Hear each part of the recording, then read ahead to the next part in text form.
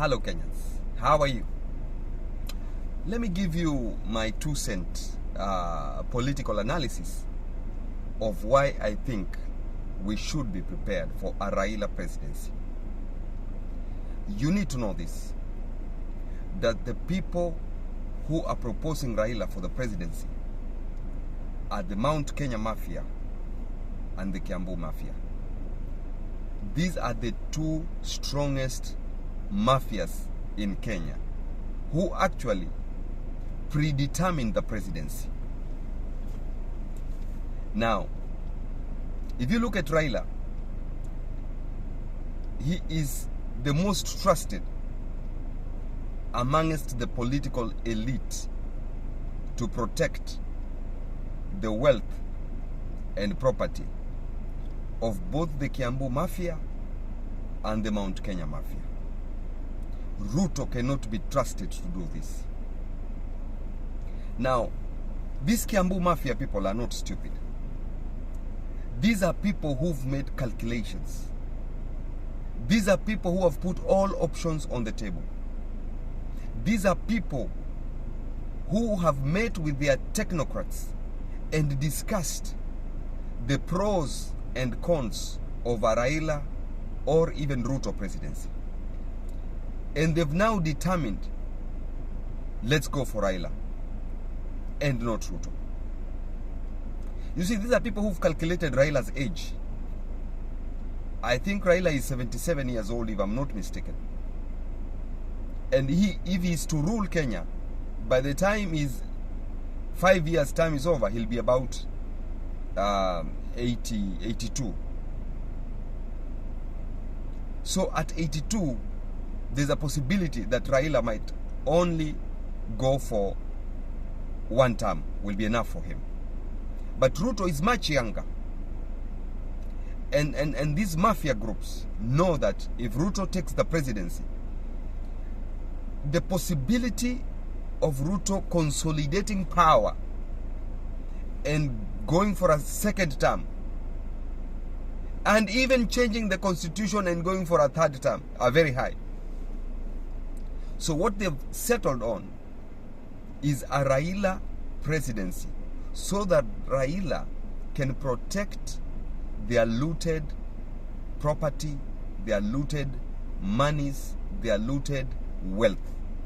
And most of these guys have got money, a lot of money stashed abroad in offshore accounts, either in the Switzerland or in the Cayman Islands or in one of those foreign countries.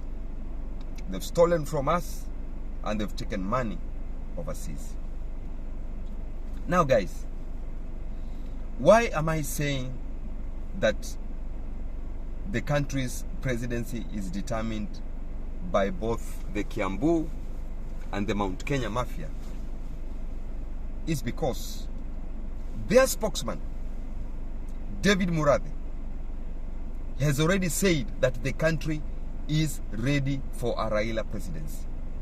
Now you need to know this. When Murathe speaks, he does not speak for himself. He speaks for a greater group of people behind him who've sent him to speak. He is the spokesman of the mafia, of the Kiambu Mafia and the Mount Kenya Mafia. So when he speaks, take his words seriously. Raila is only meant to be a caretaker president. Raila is not going to become the president because the Kiambu or the Mount Kenya Mafia love him, or because the central people really love Raila, so they want him to be the president. They don't love this man. But let me tell you, he is the most convenient person for them to stop a Ruto presidency, to stop the speed of Ruto, to stop the tenacity of Ruto. It's only Raila who can deal with Ruto. All the other guys are weak. And in any case, they've all sunk. Musalia has sunk. Wetangula has sunk. And on the side of Raila, they've sucked in Mutua. They've sucked in Kibwana. They've sucked in Martha Karua. The guys we thought we would even vote for, they've all been sucked by these two horses that the media is telling us that these two horses, these are the two main horses for the presidency. It's a creation of the media. And I'm sorry to say these horses could be heading to the wrong direction. So the media is telling us, this time round, we are voting against two evils. So let us decide who is a lesser evil. Is it Raila or is it Ruto? Who is a lesser evil? So therefore, guys, listen to me. Listen to me. Listen to my 2-cent analysis. These guys want Raila to be a caretaker president. He is a passing president. He is not the guy they are really looking at. They are looking beyond Raila. And I'm telling you, they could be grooming Gideon Moi. They could be grooming Peter Kenneth. They could even be grooming Uhuru's son, one of Uhuru's son, into politics. So that by the time Raila's term is over, the momentum that Ruto has would have reduced. Then they will propose their man and continue controlling the wealth of this nation and the resources of this nation against the majority of poor Kenyans. These guys are technocrats. These guys are cunning. These guys are shrewd. And they have seen beyond Raila. Let me tell you, if you have been close to Raila or spent time with him or been in close vicinity to him, I've been close to Raila in one of our meetings when we visited him at Nyali in his home to give him an address on the SGR, the impact of SGR, the negative impact of SGR. And as the spokesman of the team, I was given the rare opportunity of addressing him and the people who were gathered at his home. And one thing I noticed is that the moment I started speaking and sharing the statistics on the evils and the negatives of SGR, 5 to 10 minutes into my speech, Raila was dozing, was sleeping. And this is a tendency that Raila has because of his age and what he went through in detention during the Moi regime. You'll always find that in his when Raila is listening or seated in a political meeting or forum, 5 to 10 minutes within this forum, he's dozing off. Now, this is something I tend to think the Mount Kenya Mafia have analyzed. They have looked at this thing and they know it is always good to have a sleeping president so that they can connive and plan their own things. Now, this is how Ruto will lose the presidency, because Ruto has been the deputy president. I think this is his second term. And Ruto knows how elections are stolen. This is why Ruto is a worried man. And this is why Ruto even traveled overseas to talk to the foreign governments on and giving them some sort of talk or evidence, whatever it was, on why he thinks this election might be compromised. It's because Ruto himself is a compromiser. He knows how they stole the election from Raila in 2013 and in 2017. Ruto knows the strategy that is used. And the strategy used is mostly by the Mount Kenya Mafia and the Kiambu Mafia. Therefore, ladies and gentlemen, my 2-cent analysis, you might not like Raila, hate him or like him, but be prepared for a Raila presidency. I have voted for Raila all my life. In every election I've voted for Raila. This is the only time that I'm not yet decided whether to go for Raila or Ruto or another presidential candidate who might come up. I'm still waiting. But guys, this country can only be delivered by a revolution, because these guys are planning to stay in power for much longer. And that is why our president is not going anywhere. He's remained to be the chairman of Azimio. And as chairman of Azimio, he's going to be a very powerful influencer in our Kenyan politics. Therefore, guys, unless we have a revolution, these guys, their children, and their grandchildren, and their great-grandchildren will rule us forever. I'm sorry to say that majority of Kenyans are disadvantaged and poor, and we only have a few elite people controlling over 80% of our resources. And let me tell you, the Kalenjins, when Moi was president, they ruled this country for 24 years. Moi ruled for 24 years.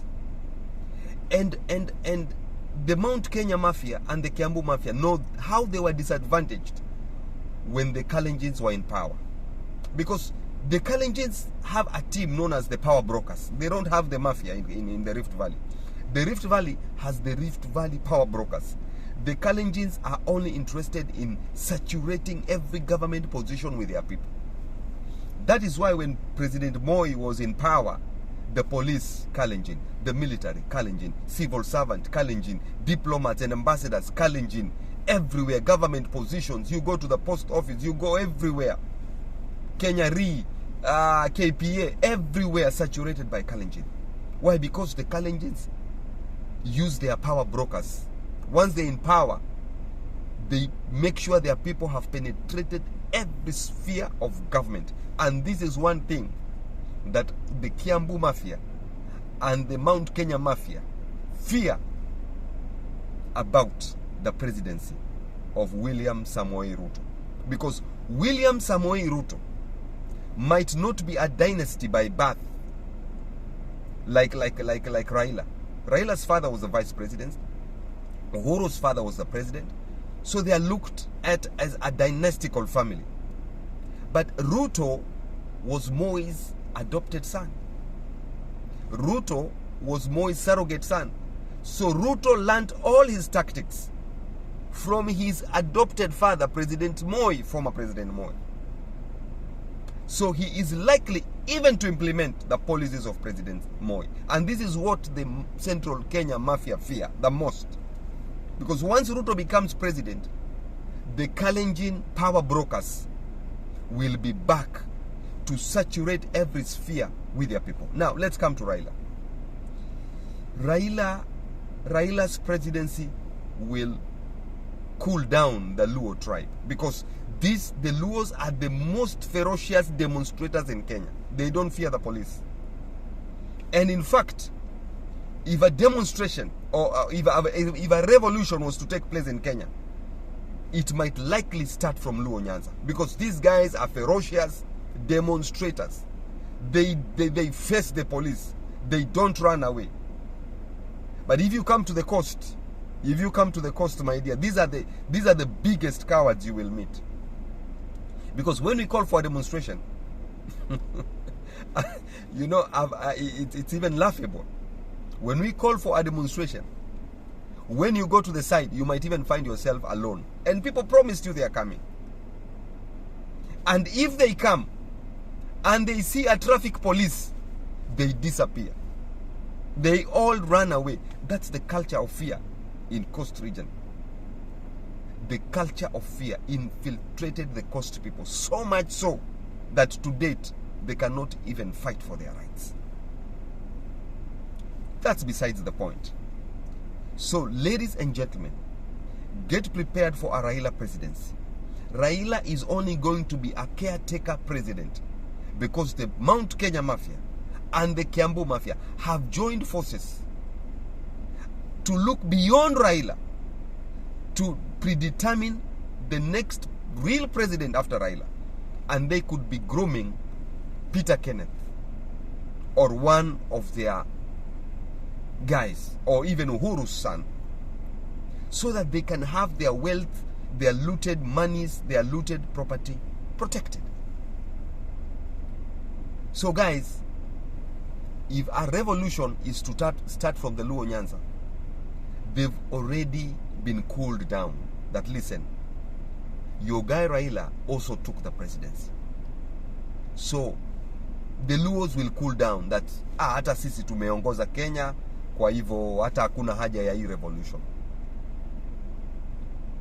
So the politics of this country is so dynamic, and it keeps changing each and every day. Things change, things change, things change. So guys, whoever you will vote for, remember this: you might as well get prepared for a Raila presidency. And actually, I was reading an article by John Githongo in The Elephant, and he says one of the most trusted poll research that has been done indicates that 30% of Kenyans have not decided whether they'll vote for Ruto or Raila. 30%. That's a very high statistics. It's never happened in our country before. Most oftentimes during elections, it's either 2% are undecided, or 5%. But this time round, because Kenyans are now more aware of their political rights, they are more aware of the constitution, they are more aware of so many things in the political arena. So they want to make a very, very careful and cautious decision. 30% of Kenyans have not decided who to vote for. That's a very big number, very big. But when it comes to a Ruto presidency, I have several concerns. And one of the concerns is Ruto tends to be too religious in terms of having, there's a tendency within the Ruto team or within Ruto himself to feel that he's ordained to be the leader of this country. And this is very dangerous, my friends. And that is why Ruto can stand up in a political meeting and say that Kenya is a Christian nation. When did we become a Christian nation? When? This is a very dangerous statement from a political leader who commands a lot of following. It's a very dangerous statement, especially to Muslims.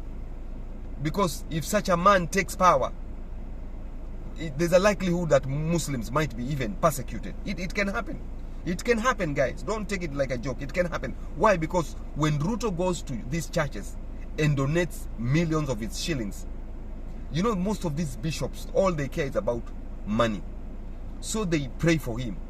They prophesy upon him. And some of their prophecies are not even real or even genuine. But because Ruto will give them 1 million or 2 million, they have to prophesy the right thing.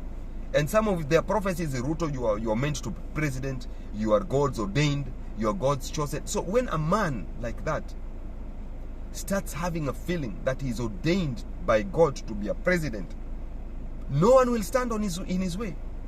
He can kill to be a president. He can destroy to be a president.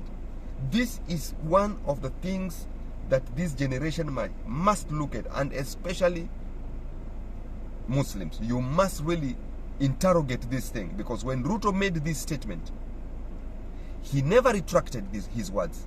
He never withdrew those words. He never even apologized. And I'm seeing you following Ruto in masses. And most of our political leaders in the coast region, Muslims, majority of them, are behind Ruto's tail. But they do not want to interrogate the danger that lies ahead. Anyway, dear Kenyans, that is my 2-cent analysis. My name is Mesh Abdul. I'm an upcoming leader of a movement called the First Action Summit Team.